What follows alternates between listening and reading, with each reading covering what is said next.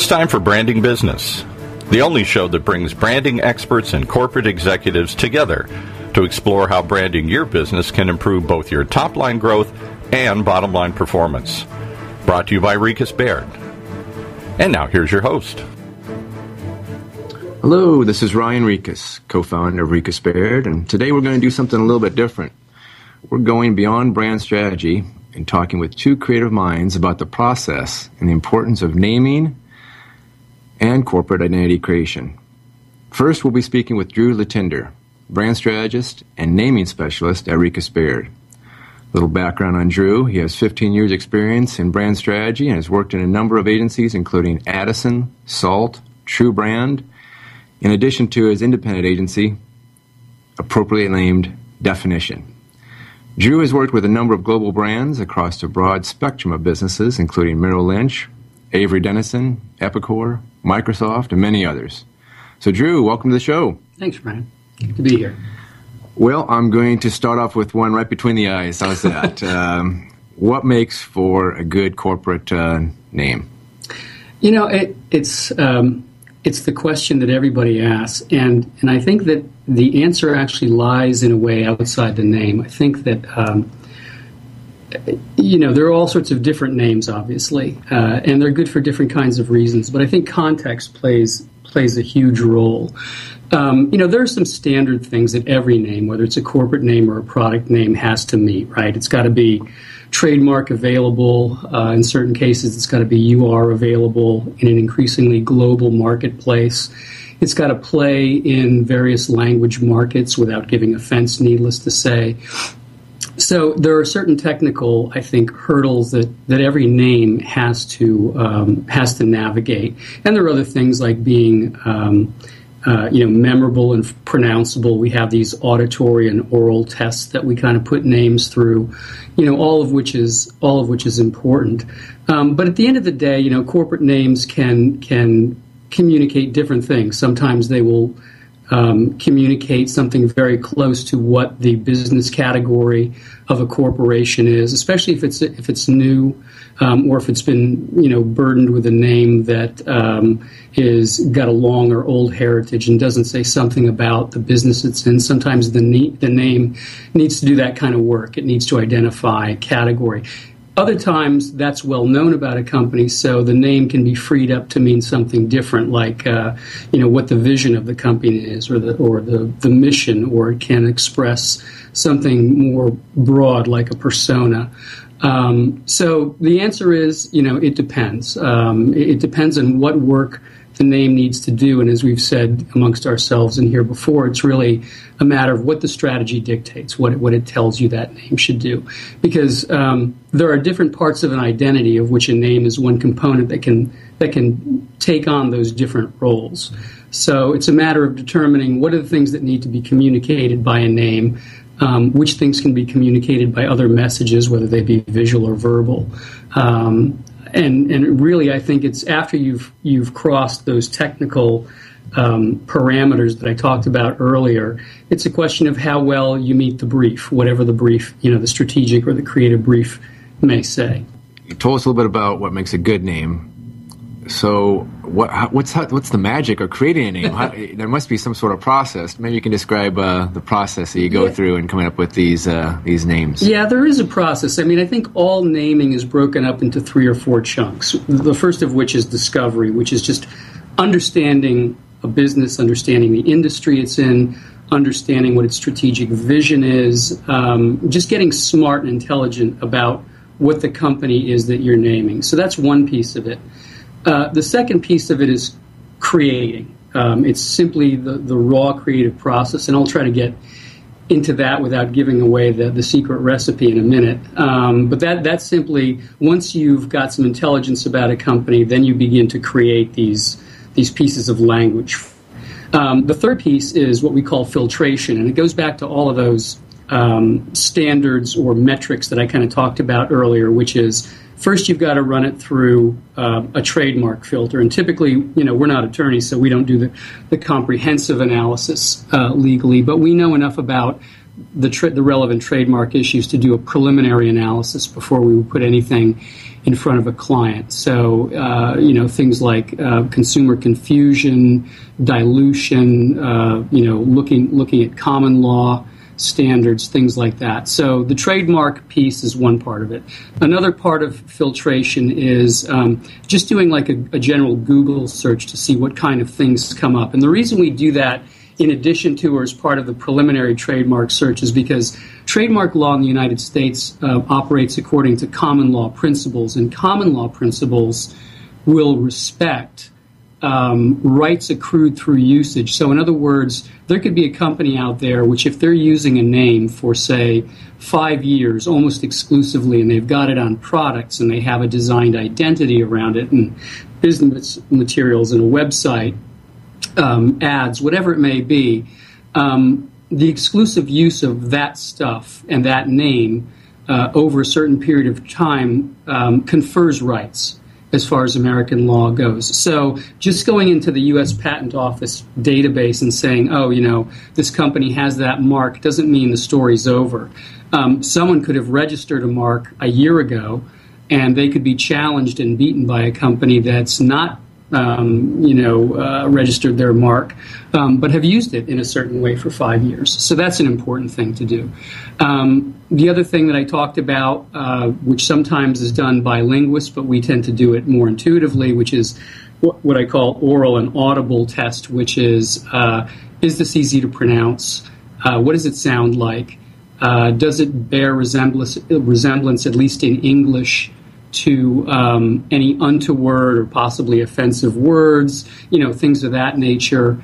Then if we are going to go into multiple language markets with that name, we'll usually enlist the services of a linguistic firm to make sure that, translation doesn't produce any problems. There's the sort of paradigm case study of the Chevy Nova, which Nova means doesn't go in Spanish, so needless to say, it wasn't a smash hit in Latin language markets. That's the one that everyone talks about. So we try to avoid, things like that. So that's the filtration piece of it.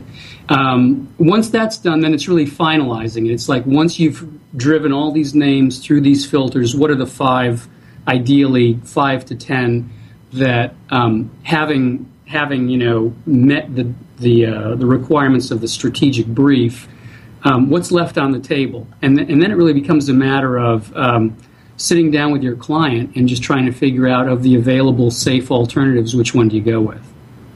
And then, of course, there's another piece to it I think I should add to that, which is implementation. It's a huge thing, because once you have decided on a name and you go forward with the name, there's all sorts of protocol around introducing it, introducing it internally to the employee pool, announcing it through press releases and various other communications to the public and to the market.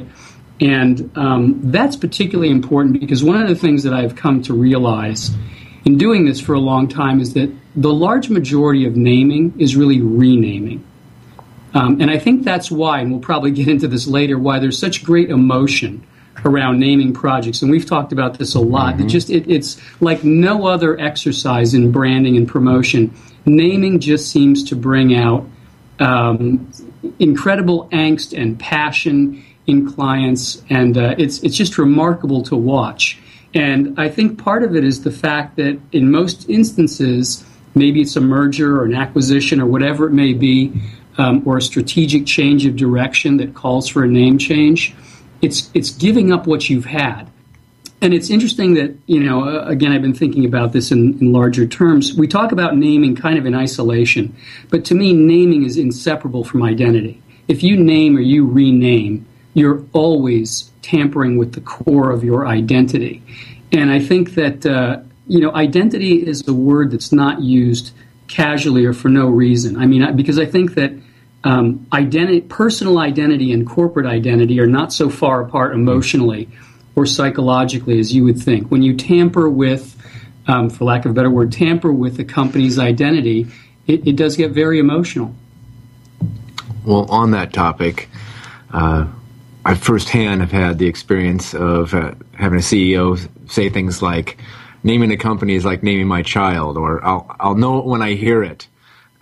Which are both very emotional effects. And so How do you advise clients to get past the emotion to focus on the strategic relevance of a name? Yeah, frankly, I think it's very difficult. And I think that an interesting thing I've noticed about naming over the last 5 or 10 years is that it has become much less about creativity. I mean, if you got creative people, it's pretty easy to come up with cool, good names.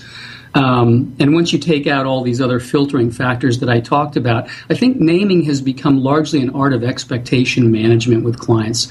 I think, the thing that we do here now is we spend a lot of time up front before we even get into discovery, let alone creation, talking about issues like this, preparing clients for all of these things. And I just wrote a blog piece because I was kind of inspired. I was thinking about all these issues and I was inspired by it. I mean, creating kind of an analogy where I start with this little story, which is about this guy named John Smith who lives in California, and he gets a letter from the state of California telling him that through an impartial lottery, he is one of several million people who've been chosen for an arbitrary name change. And that from here on, he's going to be Sean Getty. And he's got to change his passports, his birth certificates. He's got to establish his new name at work, with friends, magazine subscriptions. And it sounds like a joke, but I think there's a real point to it, which is I think this is the experience that our clients really have, because naming is largely renaming. And so one of the things I do, and it's in part just a humorous icebreaker to these engagements, but it has a bigger purpose, which is to say, this is serious. These are the kinds of ups and downs that we're going to go through. You are going to feel these things. You're going to feel disenfranchised. You're going to feel disoriented, that a piece of property, quote unquote, that is an integral part of your identity is being taken away from you. So I think just one way to deal with it is simply to address it up front as part of a really critical expectation management piece, and just do a lot of that kind of work right up front, and to remind people as they go through, because they do forget. The way naming engagements are timed and spaced, there's sometimes a lot of time between initial meeting and some discovery work and seeing some names actually. So it's important to to space out touch points with clients to remind them about these things. But the other piece of it is, I think, that you simply have to make peace as a namer, as a branding person, with the fact that you can't stamp out the client's emotional response. You have to respect it in the end. And I found that clients really will clamor in the early stages for the kinds of methodology and rationale that we try to put around it. But then when you get to the decision piece, decisions are made on very simple emotional and often aesthetic grounds. Like, I can't tell you how many times I've been in a room where we're deciding on the last three to pick the one that goes forward, and people will say, I like the sound of that. It's short. I can remember it. Stuff like that. So all of that strategic groundwork you did gets kind of pushed aside. I don't think it gets pushed aside in a bad way. I think it's that work has been done. And so now the emotional and aesthetic drivers can come out into the open and push the decision finally. But, at the end of the day, it's like design. I mean, I think a client has to like that name. And you're not going to please all the people all of the time. I think the other aspect of this, which again we address in expectation management, which is it takes time and it takes context to get used to a name. There are names that people are going to hate, and they're going to really find themselves resisting in the beginning. I remember when Anderson Consulting had to relinquish their name, their founder name, for Accenture. I got called up by the Wall Street Journal and asked for an opinion about the new name, and it's one of my professional regrets because I panned the thing. And now, of course, it's a accepted fixture in the marketplace. It's a piece of the business furniture, if you will. And it's not because of anything intrinsically right or wrong about that name. It's the fact that with time and with a robust promotional budget and doing it right in advertising and public relations and in various promotional channels, they established it. They got past the awkwardness and the strangeness of it, and it became natural. And that's what I think will happen with every well-deployed name. So that's a huge piece of it, too, which is to say, don't bring us on to just deliver this name and then be gone with it. I think that the ultimate success of it is shepherding that along and getting people used to it, because I think 9 times out of 10 they'll say, yeah, now this is us. But it takes time and it takes context. And, it's very interesting because when we do the work with the clients and we present, and this is egg on the face of lots of naming and branding agencies, you see these names sitting in, Helvetica type, swimming in a sea of white on a slide. And we almost collaborate with that tunnel vision that we try to work against. So when we do this now, we try to really contextualize the names, and we'll take them and we'll drop them into copy they have. We'll tell people to go away with it, and repeat it, to themselves, or play with it in use. Imagine answering the telephone. Imagine what it looks like on your business card. Imagine what it sounds like when you're talking about it at a cocktail party to somebody. Those devices ultimately smooth the path for acceptance. So those are important exercises to help, to grease the rails and get people not only comfortable with the process and comfortable with the discomfort of entertaining a name for a while, but ultimately telling them this is going to get better. You are going to feel comfortable with this at the end, and just trust us, trust the process. Well, you make a very good point. A name really doesn't arrive with meaning. You really have the opportunity to give it meaning, which is a wonderful thing to have. Yeah. Maybe you can talk a little bit more about that opportunity to give it meaning, and then therefore take that emotion out of it and really make it something that is memorable. Yeah. We have a saying around here about empty vessel names, which are typically synthetic or neology names, which is a fancy linguistic word for names that are simply made up. Names like Accenture, and you see a lot of these names in pharmaceutical product naming, Viagra and Lunesta and all these things. Yeah, at the end of the day, there are polarities in the conventions of naming. On the one end, there are real word descriptive or metaphorical type names like Apple. At the other end, there's the Lunesta Accenture name. And I should say something about Accenture since we're using this as a kind of a case study example here. Accenture is the phrase accent on the future, just contracted. So that's what that means if one needed an explanation of what it meant. But to the man on the street, it means nothing. You'd have to belong to Mensa to figure that out if you were even inclined to bother with the exercise. But whether you have an Accenture type name or an Apple type name, where there is, to use your expression, meaning that arrives with it, you can still make it your own. Apple has done that. Apple obviously literally refers to this fruit.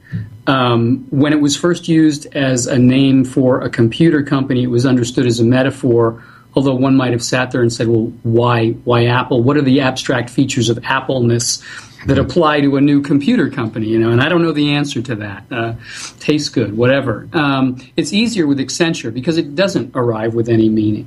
So it's easier to put the stuffing into that, if you will. But Apple means Apple now. It means whatever that company has meant. There's a quote by Paul Rand, the famous graphic designer, but talking not about names, about logos. He says a logo derives its meaning from the quality of the thing it symbolizes, not the other way around. And that's a perfect theory for names, ideally, that even when they do arrive with some meaning, like a word like apple or caterpillar, what you do in naming is you break that connection, and then you establish a new connection between those things. So people, they don't think about the original meaning of those words anymore. And Rand says another thing, which I think bears on this topic we're talking about. He says, the purpose of a logo is to identify your company or business. It doesn't sell, it identifies. A name does the same thing. A name and an identity are part and parcel of one another. You can't separate them out, albeit, artificially. And good naming and good name management after you've delivered a name is all about that. it's all about creating the meaning rather than letting the marketplace assign the meaning, managing the meaning. Well, maybe you can talk a little bit about trends that are happening in naming today. Yeah, it's hard to say. I mean, a little quick history. During the dot-com explosion back in the late 90s and early 2000s, you had this huge proliferation of products and this huge proliferation of business entities. And the trademark real estate was getting gobbled up, and it became tougher and tougher and tougher to get available names. And people tend, on the whole, to want names that arrive with meaning. So what happened in order to get around the trademark hurdles and to own unique linguistic real estate, the trend was toward these what I call neology names, the Accentures, the Lunestas, the Altrias, the Arcelors, all those kinds of names.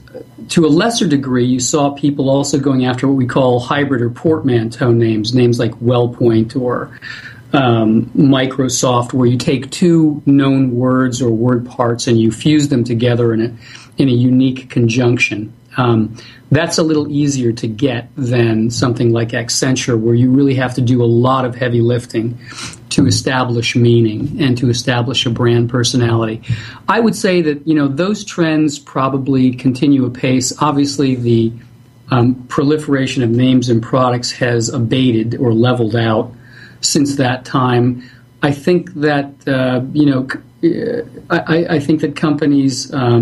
I think there's a bit of a move back towards eponymous naming, which is to say names that refer to founders' names, because they're kind of incontestable in a way. They're safe. But I mean, I think that in terms of getting something you can own and be safe from trademark infringement, the more synthetic kinds of names are still the place where people are going. What are there any other misconceptions in the naming process? And I've heard that let's just get our guys together and buy some pizza and beer and figure out how to come up with this great name. That's the biggest misconception. Everybody's a namer. Everyone thinks this is easy. Everyone thinks this is cocktail napkin work, and it's not. There is, as I was at pains to say at the beginning, there's a rigorous methodology and process around this. There's a lot of expectation management to do, and there are serious hurdles in the form, again, of trademark, linguistic, and URL availability. There was a time in my career when we had a lot of clients come to us in the 11th hour saying, we came up with this name, everybody loved it internally, and now we're about to go to press with collateral and all this stuff, and our attorneys have slapped the handcuffs on us ahead of time and said, you can't have it. That was a scenario that I saw a number of times, and it happened because people had the misconception that this was easy, that anybody could do it, and that there wasn't a methodology to it, and there weren't some serious kinds of systematic processes that you have to go through, and there are. And I think that's the biggest one, and that can get you in a lot of hot water. Well, you spoke a little bit about this earlier, but maybe you can expand upon the thought of really integrating design and strategy in the naming process. Yeah. One of the things we do is in a presentation on naming is we will show a slide with a set of names that are all rendered in simple generic type. And then we'll show the next slide where all of those names are presented in graphic dress in the full color identity wardrobe that they have been given. And if you just sort of do a little informal experiment with clients, it's really interesting to see how donning that wardrobe alters or amplifies the meaning perception of that name. So design is an extremely important part of naming, and that's why I was saying that, one of the things about most naming is that it's renaming. One of the things about naming that has to be remembered is that it's really artificial to separate it out from identity. And by that I meant in part it's artificial to separate it out from design. Because you can show a client a name sitting in Helvetica type in the middle of a slide, and show it to them a split second later in a graphically drawn type with color and appended to a symbol, and it has a transformative impact on their perception of the name. So I always, like to work hand in glove. Well, you're going to talk to Michael after me, but work hand in glove with the designers. I think that they play an enormous role, and we don't just do it as a serial handoff, create the name, hand it to the designer. I really like to do strategy design and name in parallel and simultaneously to the extent possible, because sometimes design will create an inspiration for a name that strategy won't. So, they're all of a piece. All right. Any other final thoughts, insights to share? Any boardroom stories of, magic happening in the boardroom, and acceptance of a name or rejection of a name, or just anything else that you'd like to share in terms of the naming process that kind of comes to mind? Yeah, I've got one really good story, but how much time do we have? This is my last question, so we have about 3 or 4 minutes. 3 or 4 minutes. Yeah, I'll tell you what I thought was a funny one. I was working for a company that was in the energy space. They were, I can't remember the category now, but it was like the people that basically manage and oversee the energy grid. And this particular company managed the energy grid in New Jersey, southern New York State, all of Pennsylvania, and Maryland, including Washington, D.C. And I was never clear about why we were rebranding them or renaming them, because they were located 4 floors in the middle of a field out in Valley Forge, and there was very tight security, and it was a very secretive kind of a public company, but still, because they managed the grid under D.C., there was a lot of tight security around it. And while I was in the middle of, we came up with some beautiful names for them, and while I was in the middle of this project, I was in New York City, and there was a huge power outage. I think this was around 2003 or something, for 2 days.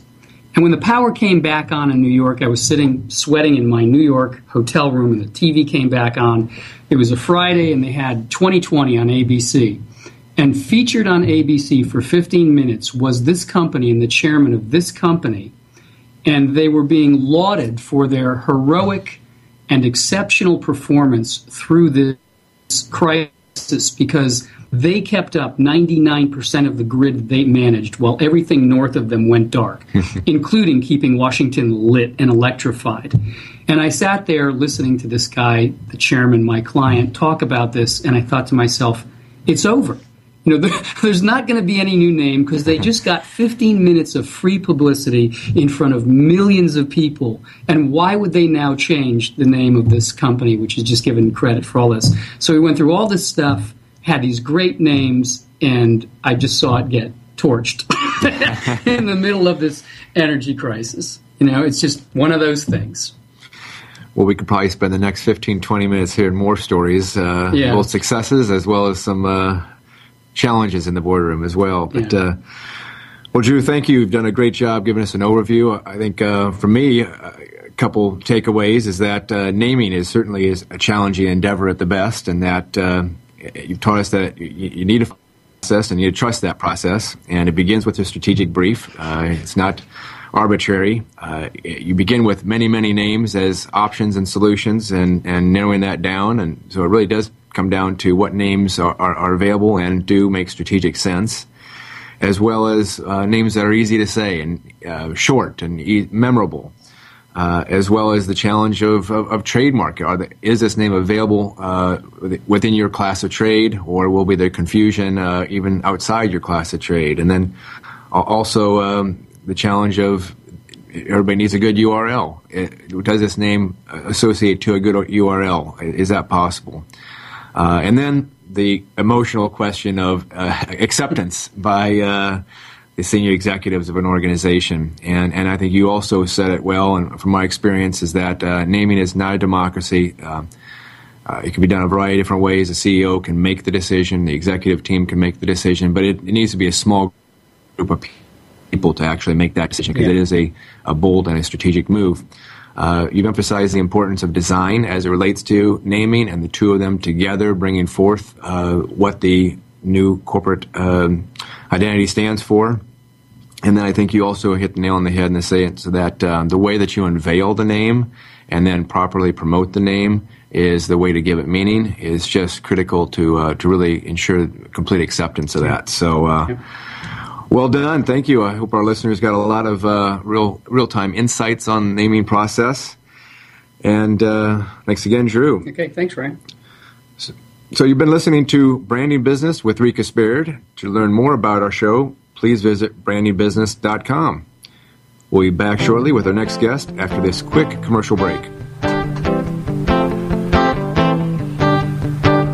There's something happening out there today. All across America, we're seeing encouraging signs of economic recovery. Businesses are once again thinking about new growth, and new opportunities are emerging. But it raises the question, is your company positioned to take full advantage of the economic recovery and the opportunities it presents? Maybe it's time to ask, how has the recession impacted your business model? Is your business as relevant as it once was? Should you consider entering new markets or expanding into new categories? And what do customers really value about their relationship with you? The golden thread through all these questions and the answer to each and every one of them can be found in just one place: your brand. It's much deeper than your logo and much bigger than your advertising. Your brand is the enabler of your entire business strategy. Rika Spared is a brand strategy firm that can help. They specialize in business branding. They've helped hundreds of companies from startups to Fortune 500 leverage their brands to drive growth. They can do the same for yours. It's really quite simple. Find out more, just visit brandingbusiness.com. That's www.brandingbusiness.com. And plant the seed for economic growth.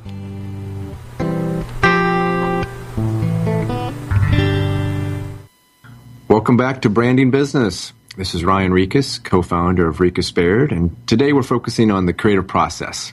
We're speaking with individuals whose careers are focused on bringing brands to life. Up next, we have Michael Dula, creative director and chief design strategist at Rika Spared. And I've had the pleasure of working with Michael for many years, collaborating on great brands like American Airlines, Villeroy Boch, and Hoag Hospital. So maybe a little background on Michael here.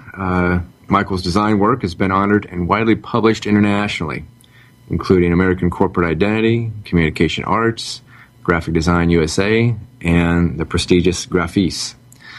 His work resides in the permanent corporate collection of the Museum of Art and Design in New York City, and it has also been representing the United States at the International Design Exhibition in Ansan, South Korea. So, Michael, thanks for being here. So, we're going to be talking about corporate identity today, which at its core is very visual, yet this is a radio show. So you have a little challenge ahead of you here, Michael. Yes. But at the same time, I'm sure our audience can picture great corporate identities and corporate logos in their mind. So maybe we'll start with that very direct question. What makes a great corporate logo, corporate identity, and then how can that identity establish a place in someone's mind? Well, Ryan, first off, it's great to be with you today, and it's nice to be able to sit down with you and talk about design. I think that a logo's purpose primarily is to promote instant public recognition. A successful logo, first and foremost, must stand the test of time, and this is very challenging because there are design assumptions that need to be calculated and calibrated by the designer as to what is inherent to an enduring logo. And I just feel that the best identity designers have this innate ability to do that. It has to have an honest expression to the company, the service, or the product it reflects. And I think it's got to be highly adaptive to everything from a business card to a vehicle and digital media. And perhaps most importantly, it has to have individual character and a distinct essence that sets it apart from its competitors. I also think that the best logos have a sense of discovery in them, like the classic negative arrow in the FedEx logo. What I think a logo can't do is that it can't be everything that the brand expresses because the brand changes over time. We see this all the time. And the logo is really, it's a facing door or a point of entry into the brand. how the brand is communicated is facilitated through an array of different communication devices like collateral, websites, digital media advertising, and so on. And, I always look back at the quote by Paul Rand, the forerunner and visionary designer of some of the world's greatest corporate identities like IBM, UPS, and Westinghouse. And I think he perhaps said it best, that the purpose of a logo is to identify your company or business. It doesn't sell, it identifies. And Paul Rand's words are decades old, but they still resonate today. Well, Michael, you gave us some logos for some famous corporations, and I can picture those identities in my mind, and they were well done, and they hold the test of time. So what are some examples of that you can think of, or good or bad identities? Well, you're touching on a subject and a question that could probably fill our entire interview, because we're talking about a highly philosophical question and one that deals with aesthetics, employee and customer acceptance, endurance, along with many other intangible qualities that are assumed over time. Listen, I love design. It's my life, so I'm a sucker for beautifully crafted logos, or logos that try to break a certain mold of thinking that is expected. A logo can make a tremendous impact. So perhaps, Ryan, a conversation can be had regarding endurance and the business of how logo identities can either help or hinder the very thing it reflects. So aesthetics aside for a second, two logo identities that have transitioned recently come to mind: Starbucks and United Airlines. I think a fine example of positive identity transition is the Starbucks logo, and much has been talked about this, but since my days as a young designer, I felt that the Starbucks logo, that is, the one that preceded the most recent update, was busy and it was poorly rendered. Yet the logo somehow became very well known to the customer through consistent brand recognition, and thus it became really a sacred cow. The Starbucks logo became iconic not because of its aesthetic design quality, but because it became the brand and the visual beacon that represented coffee in the United States. Just a really powerful brand. And in January, Starbucks redesigned its logo identity. It dropped its typographic name, Starbucks Coffee, from its round Starbucks seal. And in short, I thought this was just a really, truly wonderful move. First, not because Starbucks was moving beyond coffee, but it was that the logo was so universally known that it no longer needed its name attached to its logo to convey what the brand and the consumer was looking at.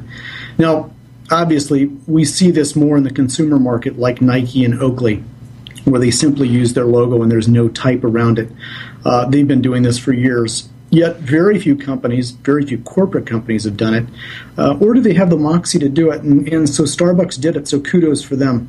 On a side note, I'm amazed about the amount of flack that Starbucks has received by doing this, because, again, I think it's just it's a great move, and it really positions them, again, as a forerunner, not only in the branding marketplace, but in the marketplace that they're in right now.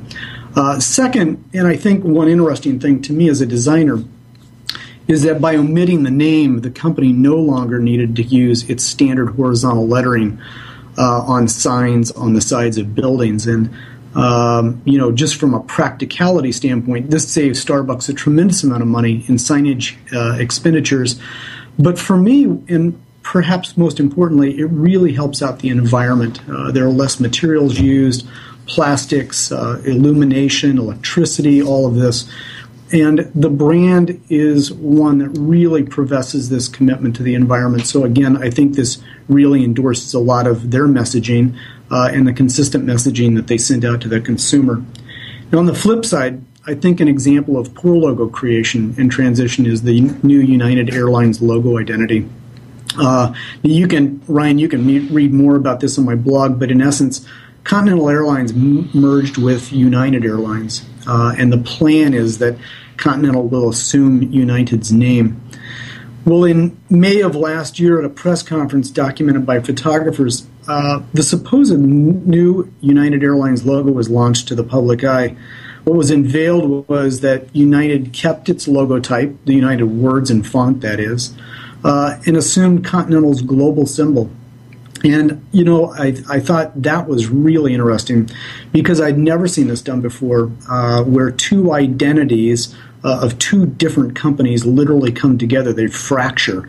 One keeps a symbol and one keeps a logotype. So on one hand, United got to keep its name, and on the other hand, Continental got to keep its symbol. And the old reference points remain in place through the merger and the ensuing transitional period. And so I thought, well, this is great. Employees win, customers win, and harmony, I really thought, in terms of what this transition meant visually. Now, fast forward to today, and in less than a year, really to my surprise, the United logo has undergone yet another transformation. And they've got a completely different logo once again. This kind of what I'll call jump the gun identity approach can be disastrous for a brand. And in this case, a United brand that doesn't have its ducks in a row, so to speak. I think that in today's business world, the best logos endure through solid design and great planning and oversight. Well, speaking of planning, Rika Spirit is a brand strategy firm, and obviously we believe in starting with a well-defined brand strategy as the basis of any type of messaging or communication. And moments ago we spoke to Drew Letendre about the process of naming.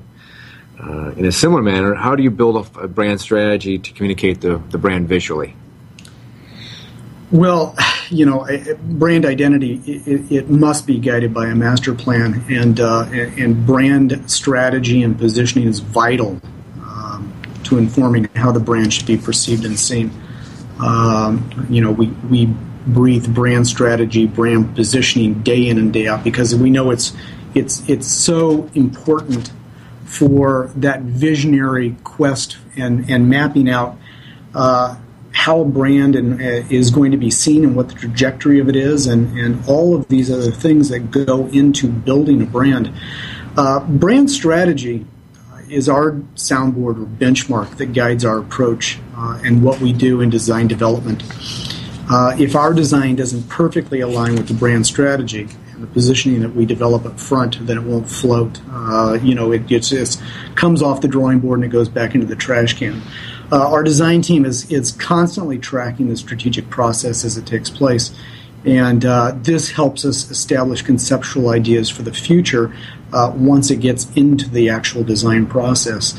So well-defined brand strategy is central to communicating how the brand expresses itself both visually and verbally beyond the logo. I think that the best brand strategy perfectly defines the brand's mission, vision, purpose, and it serves to define what the brand personality is. And Ryan, it's these brand personality traits that are vital to how we start thinking about how to literally and figuratively shape the design of the logo and the brand, how it's expressed, and the brand story that we tell. Really, how to look at the brand identity at large. I know that you've blogged extensively about these guiding principles and how important vision, mission, and purpose are for a brand. So brand strategy is the critical platform for all of us to follow. Well, you're absolutely right, Michael. The brand is the promise of distinction and how the organization differentiates itself. And these guiding statements provide direction to everybody involved. And yet I'm amazed that sometimes people think that the logo is the brand. They get confused. And we prefer to think that the logo should represent everything the brand stands for. And you've given us some good examples there. Any other additional thoughts on just that concept of what the logo can stand for? And well, again, a logo cannot talk. It's simply an entry point to the brand. So it develops its meaning over a lot of time. It doesn't come with meaning. There aren't any definitions that fall underneath the logo. So really, brand definition and that meaning that the brand has over time gives great meaning to the logo. But at the same time, a logo has a certain essence to it that it exudes, and we build stories around that essence.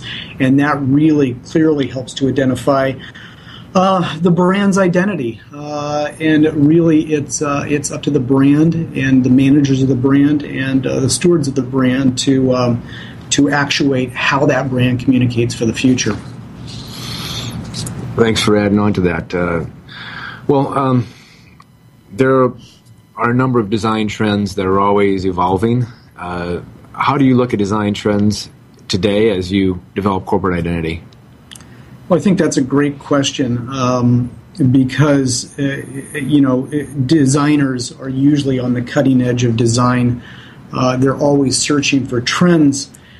And the way we build brands, the way we build brand identities is to make sure that those identities endure. So our company doesn't focus on these kind of fast-moving design trends, so to speak, because those kind of trends come and go. The corporate identities that we build for our clients need to hold up for years and years, and we have a commitment to doing that. So we stay away, again, I think, from things that come and go very fast. What we pay close attention to, I think, is probably global design shifts as they relate to customer or consumer perception or acceptance. I'll give you an example. AT&T's adoption of all lowercase letters for its new identity propelled corporate acceptance to use lowercase letters in identity as a way to communicate, what I'll call a more personal and human company. Oddly enough, the new AT&T letters, as an observation from a designer, that fall under the symbol feel to me cumbersome and odd, yet the design sparked this global shift with the way typography is used, which is great. It's wonderful because you can start to track perceptions and human acceptance and customer acceptance, and all of these things are vital to the way we look at design. Color is also something that can be forecasted.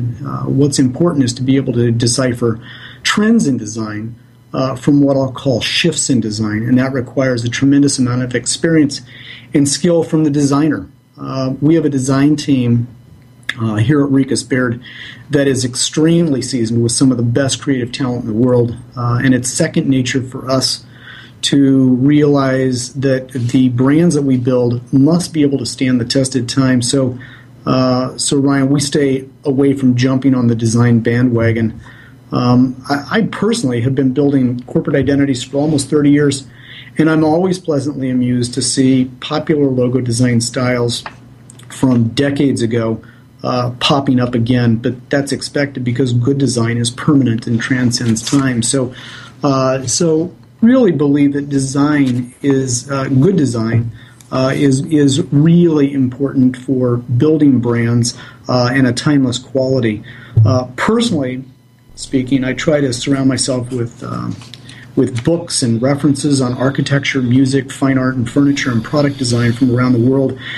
And for me, this stimulation somehow finds its way translated back into my work and provides me with tremendous motivation during the design process. And I think it's essential that designers have that sense of vitality, and that goes into all of our work. And so those kind of investigations and keeping current on information and materials, whatever they are, be they design, be they visual, be they sounds, things like that, all really help the designer and help inform the designer about how to go about the design process. So just a few thoughts there. Okay, let's shift a little bit here in the sense that you described that the logo begins the process of visually communicating what the brand stands for. But the logo can't do it all by itself. And the logo also informs other forms of communication. So how do you go about expressing the brand beyond the logo? Well, yeah, this is a great question because, as we've said, the logo can't do everything, and it's simply just the logo. It's really how you surround the logo. And that comes with being able to visualize the entire brand, which is really the brand's image. So visualizing the brand beyond the logo is what we call brand expression. And this is truly when the brand's look and feel comes to life. Building the brand's look and feel is a combination of so many different things, Ryan. It combines color and typography and graphic elements and photography. We call this part of just a brand identity toolbox. And it includes many, many other components. So those are just a few examples. But when these components come together, they harness the brand look. In the end, the brand's image, it needs to be distinct and it needs to resonate with audiences it touches on a daily basis. It's pretty complex stuff and definitely not for the weak of heart. In terms of identity, I think the consistency of how that logo is used is critical.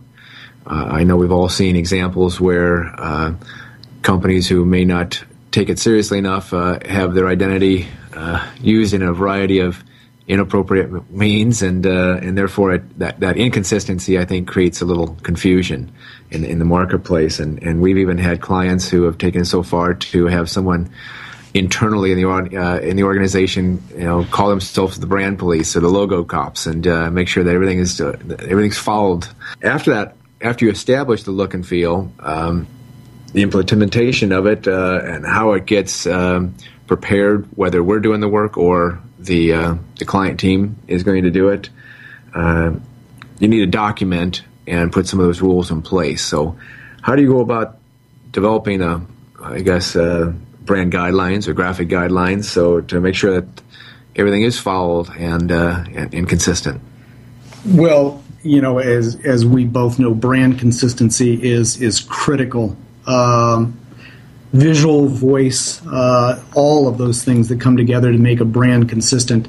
To me, it's much like a person, and a person that uses their own voice. And if that voice switches, it really throws how you perceive that individual's personality. So for me, this is an easy one to answer, yet one that I think companies continue to overlook. Visual and verbal consistency as a brand expresses itself is truly paramount to the success of any brand identity program. Brand guidelines or brand style manuals are essential and provide a framework to keep a brand's look and feel on track. In the end, it's really up to our clients to become brand champions or caretakers of their own brands, because a brand's image and how it converses is very organic. It's ever-changing, and it must adapt to changing needs and conditions. So with this in mind, it's an imperative to continually take care, monitor, and involve the brand in the overarching brand image. I always look at it this way. Identity, in a simple way to look at it, is that identity is like a person. It must be cared for, nurtured, and taken care of for a lifetime. Michael, thanks for your time today. One final question. Do you have any other thoughts or insights you want to share with our listeners? Oh, well, Ryan, thanks for having me today. My final thought is that there's no replacement for good design and great clients who allow us to do our best work on their behalf. So thanks for having me in today. My pleasure. Maybe I can recap our discussion with a few takeaways that I picked up, is that design really begins with strategy. It needs to follow the strategic work done at the brand level. It needs to complement the name and work hand in hand. And don't be tempted to get trendy with your logos, because identity needs to stand the test of time. And an identity also needs to be used consistently in order to be to develop that single place in a prospect's mind. And also, logo is developing a perfect logo doesn't stop there. It really is a starting place to visually communicate the brand. And you spoke about brand expression as a critical means to communicate the brand beyond the logo, and components like consistent use of color, typography, photography, imagery, how that all works together is that becomes that toolbox to communicate the brand consistently, which leads to clarity. So great insights, Michael. Thank you so much for your time today. Appreciate the advice you've given our listeners. Thanks, Ryan. Well, you've been listening to Branding Business with Rika Baird. To learn more about our show, please visit brandingbusiness.com. And if you'd like to get in touch with either one of our guests from today's show, you can find them at rikasbaird.com. Thanks so much for listening.